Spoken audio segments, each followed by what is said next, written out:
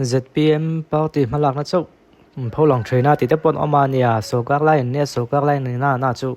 chui zui lo lo thei lo tin a chan dang pakhat le chon ZPM ho hi media laman chakan pho chuak zunga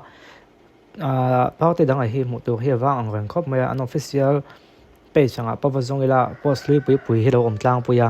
amma ko chu January ninga khan ha check bill to MLA pu ba to moi roi te chu bill me te ta na long chuak le ta ti antak langa thil thatilai te hi chu alomom khop mai politics khove lai chuan thil thatilai hi poimo viawa pathian ta na rongam bol na hi chuan mutu pathian ni mu kan ti chuna tok mai kan tia politics rong bol na chuan kan rong bol sakate mi puite ani na rai chna ma chu wang chu mi puite mit mol wan chu hi a poimo ni viawina politics khove la chuan a chan chu na kina vote an thak la don sia amma chu comment la mai than te nge an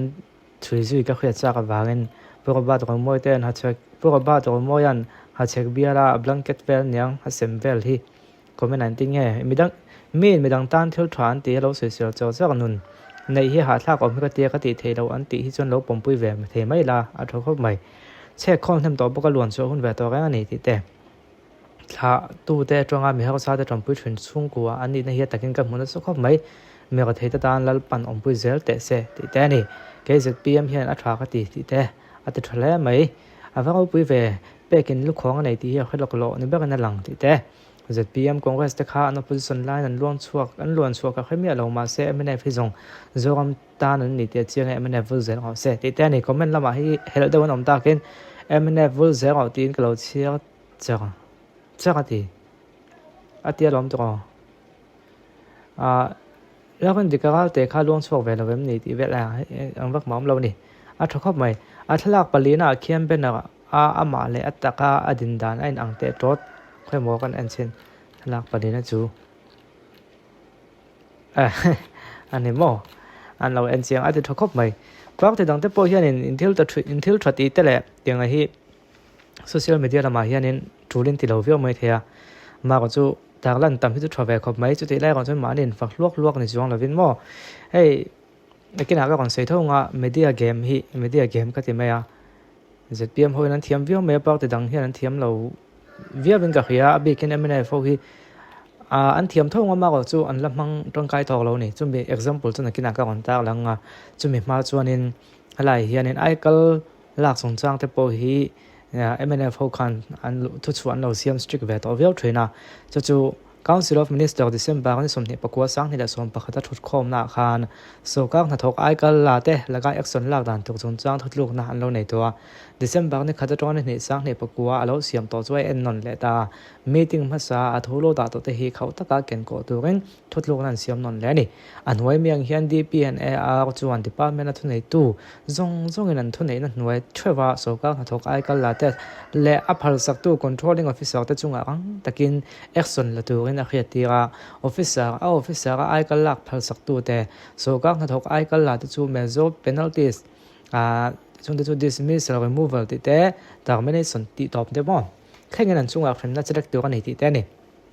so kang na thok na khel khan tak to wanga ai kal la te chu dan na so yangin invalid pension pe kan nianga ai kal la ka wanga dismissal removal termination le invalid pension chuak te hun ruak te hi dan anga no kha le ani heng khretion na zom du lo tu te chunga so ka na tu langin action na lang heng thila malak na hi ni som thum pakhat thum sang ni le som pani ai tlai lova DPNAR report vak tu ania he thil zom du lo ten om chuan so ka na la thu tak hle do na an chunga khem na tu langa lek ko zel ani yang tin thu chuan lo siam ve thlep to mizoram so ka department khang ho tu te chu kum thak janu ani nga ma so ka thok ai kal la te den hun the lut vek tu kana khriat ti ani te ZPM ina alo ti ang chi kha MNA fun lai poin lo ti ve tho maya amai au chu an ting nge kha ataka man la chun zom dan chu kan khetlanga an mi pui te du thu sam lo te po ani mai thei sang ni le zom pan he thu chua khong nen an lo zom te chiam lo ti na niang ti vel tan kon ti ta ni chu MNF akati ZPM po engman di big chuang lo an ti thu vak lom ti khania adik vio mai ni tam taka thei chon han fak hloi na tu chu om lem lo wa ama ko chu ka ko om ta zo ka chu mi pui te hian ZPM ma hen ren nan lo khat big vio mai ti khalanga tuần mà ministry mà sao thế pona thu chuan lâu xiêm lệ lâu tì anh hẳn tì về chị khan thì thật là bị kiểu yếu và khiết nó hậu ta thủy na chứ chuyện vang cái tì chuan mi bùi chân giật bia mà cái nó cái ngã ta này tì nó cái này đến cái nó cái ăn gọi cái tì lọt tiếng chầu zel bốc cái này xí ở chuan nên lại chỗ đang làm chầu đoan tì kha khiết về mấy thoại cái khía chuan MNFB cả khan nên cái sấy đó còn à tuần trước mà hiện cái tiệc lần thứ ba chuan anh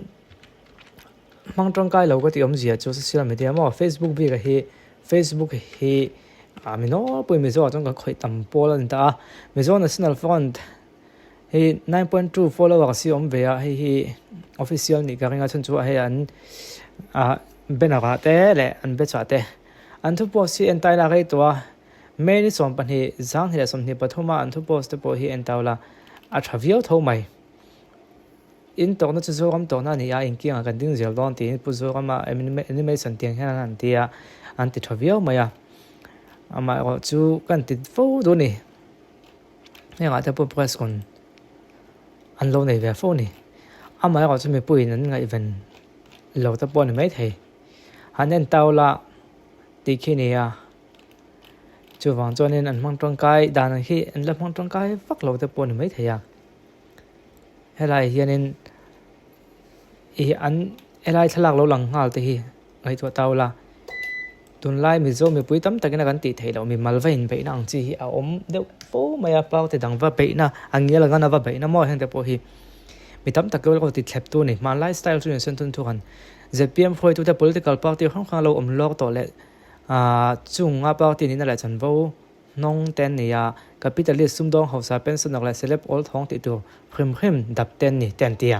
MNF phơi tu chân thằng nắm lúng phù mà in hạt bao tia om ti in khia in là chân vô six soi buang het le kan om ta ding tlat le ram ta na kum tam tak lo ga mu to ten ne mi zo kam le mu pim son tu kan tha tho theina bao te ni ti kha chiang tu te ram ve tak tu te le mi thiam ten ni hang te hi ai a rolling movement lo le men on ti che hi mo mi pui su khle ka lo su khle ken kha thiam lo ga ma mi pui lo su khle ga chuanin thil dik takati ni in nga thil dik takati ni in tak lang te mo mi puin hian kan du viau zera tin a victim kan tia mi pan hi in beina lo nei chun atua tu zok ni lang thei mi puin kan tron tlang pui boka as a whole soi popin ani chu soi fi gel man ani lowa chu wang chuanin heng te hi mi pui rong te thlep tu te zinga mi pakhat ani threina chu wang social media lam pang chu malak dan to kha chu an thiam lu tok lo ni alang fini ton tan khoi chuan lengpui airport central anh có tiêu thùng trang bộ hi chân khát thiếm đầu phép phèn ama có chú cái suy phía bắc đó là vad hay chú chân cho cái suy phía mà suy phía lâu mà chỉ đó thấu vào theo nhị phung này chú vàng cho nên anh event cho nên thu cái lâm lệ hồ lâm sẽ thấy nó từ bên thu chuột tới đấy comment bel tập ông phô vào cái con tag làm việc đó là vào cái suy đấy cái mà ngay pon cái con tag là leng pui airport khoan nên anh tiếng tất kinh nghe cần sum lệ ba ai chuan eng tiang takin nge ma son tak te zong po kan khoi veka kan khoi lo ne ponin hemi video chang chang hai chu ka kon siam to lai en thei thonga sui kim lo dom to ko online hemi video hen ka swing hem view to boka chu wang chuanin kan en ko zo lo man ro nei hi chung kwa po hin ngai to ta la bui thla de mai nia ma to chang kang de nei tai la petrol thun to po kan nei lo chuanin bui thla ka nei chung kwa min e kala chuan ri pe te lo nga ya e khai kan ma sona zong ate chuan om veka kan ma to hi chi khal khri mai te ngu emok en kol ti hi mai te ngu khatiang chi kha lo om thena chu tiang to chuan in leng pui airport en kol po hi central ne la an en kol ti ro na an en kol chuan en ting nge lo om tak zelang ti te po kha kha chiang do tan chuan in sei tu tam tak omang ma ko chu kan topic be kan ni lo do to phat tiang